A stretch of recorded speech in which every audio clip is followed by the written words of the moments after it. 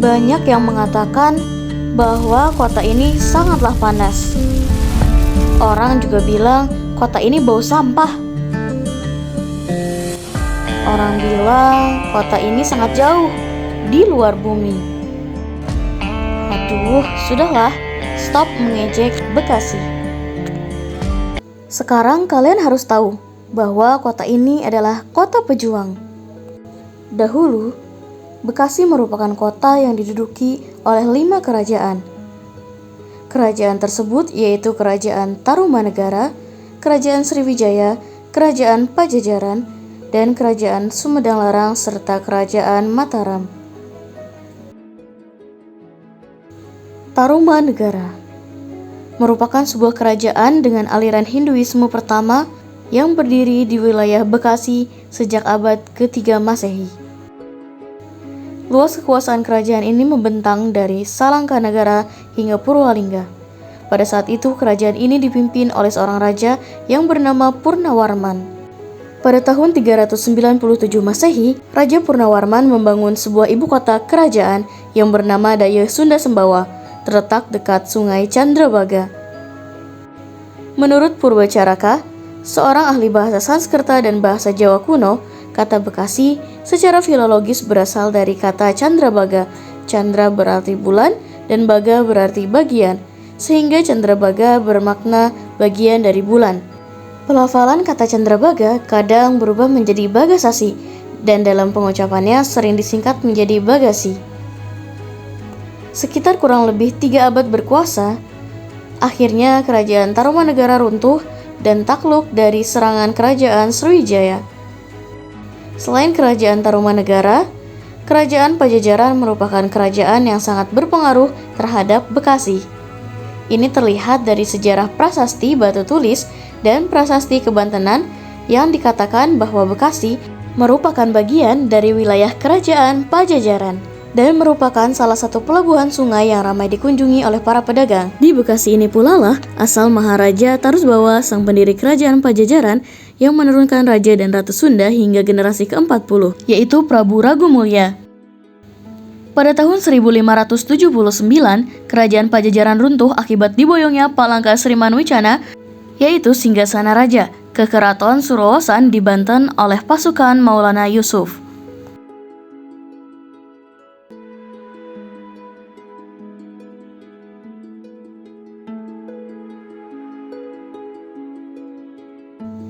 Pada tanggal 30 Mei 1619, VOC menancapkan kuku penjajahannya di Indonesia.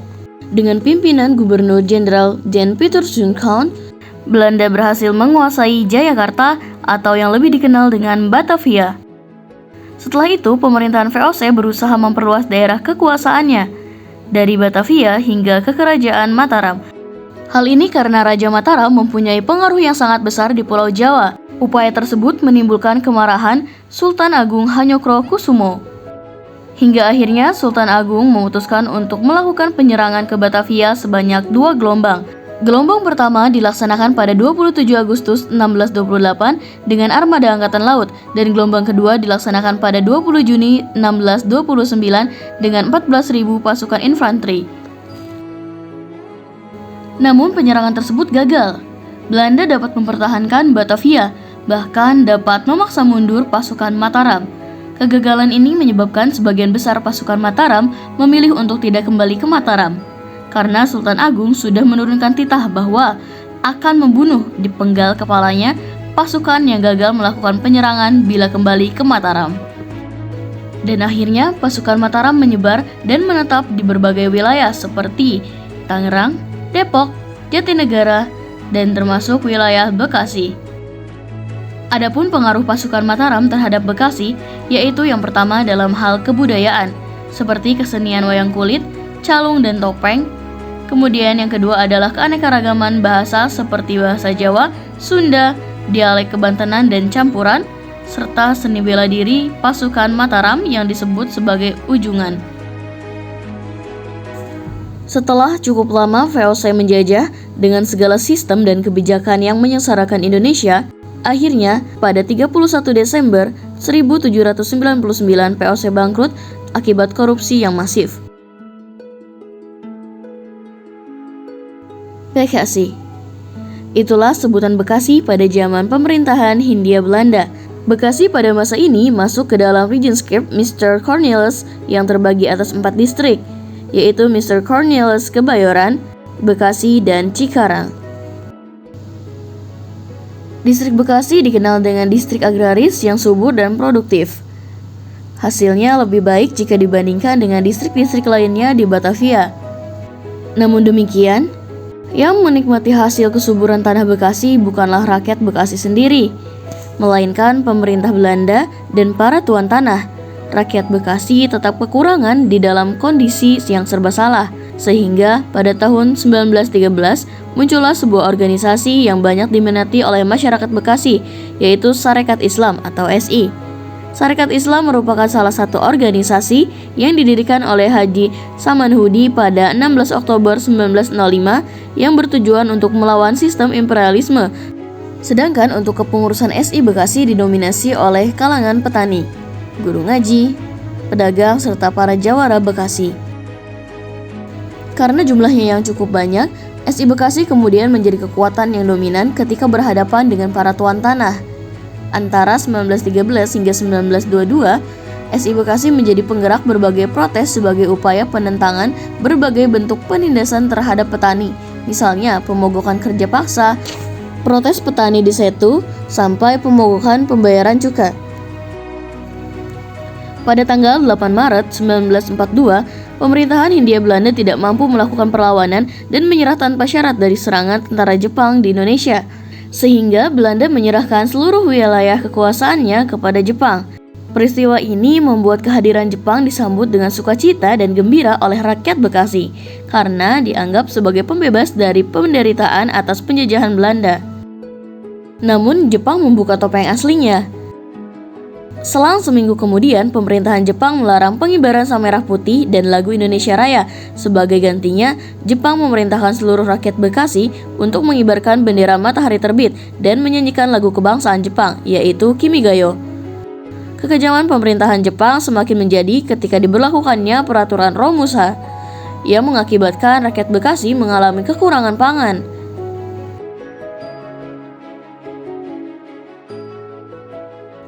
Pada tanggal 6 dan 8 Agustus 1945, bom atom meledak di Hiroshima dan Nagasaki. Jepang dibombardir oleh sekutu. Akhirnya pada tanggal 14 Agustus 1945, Jepang menyerah. Ini kesempatan bagi bangsa Indonesia untuk merdeka. Pada tanggal 16 Agustus, pemuda Bekasi membantu menjaga keamanan Bung Karno dan Bung Hatta dalam perjalanannya ke Rengas Dengklok. Perjalanan kedua pemimpin tersebut melintasi wilayah Kecamatan Kedungwaringin, Cikarang Timur, Karangbahagia, dan jalur inilah oleh rakyat Bekasi disebut dengan Jalan Lintas Proklamator. Pada tanggal 17 Agustus 1945, Soekarno-Hatta memproklamirkan kemerdekaan Indonesia. Seluruh rakyat Indonesia termasuk rakyat Bekasi menyambut dengan penuh sukacita. Inilah titik awal untuk membangun bangsa setelah berabad-abad di bawah cengkraman penjajah. Menjadi bangsa yang merdeka, tapi sesungguhnya rakyat Bekasi masih menyimpan rasa dendam atas kekejaman tentara Jepang. Hal ini membuat pemuda dan rakyat Bekasi bertindak sendiri untuk melakukan perlawanan terhadap tentara Jepang. Dan pada tanggal 19 Oktober 1945, 90 tentara Jepang dibunuh oleh para pejuang dari stasiun Bekasi sampai Kali Bekasi. Peristiwa besar ini disebut juga sebagai insiden Kali Bekasi yang diabadikan dalam sebuah monumen yang bernama Tugu Kali Bekasi. Pada tanggal 17 Januari 1950, Panitia Amanat Rakyat Bekasi mengusulkan beberapa tuntutan yang terhimpun dalam Resolusi 17 Januari, yang antara lain menuntut agar nama Kabupaten Jatinegara diubah menjadi Kabupaten Bekasi. Usulan tersebut akhirnya mendapat tanggapan dari Muhammad Hatta. Ia menyetujui penggantian nama Kabupaten Jatinegara menjadi Kabupaten Bekasi. Maka Kabupaten Bekasi secara resmi terbentuk pada tanggal 15 Agustus 1950. Dalam perjalanannya, kemudian Bekasi mengalami perkembangan yang sangat pesat dan menjadi kawasan industri yang besar. Kita harus mampu melestarikan serta menggali nilai-nilai kesejarahannya agar tidak punah dan hilang begitu saja. Karena Soekarno pernah berkata, jangan sekali-kali melupakan sejarah.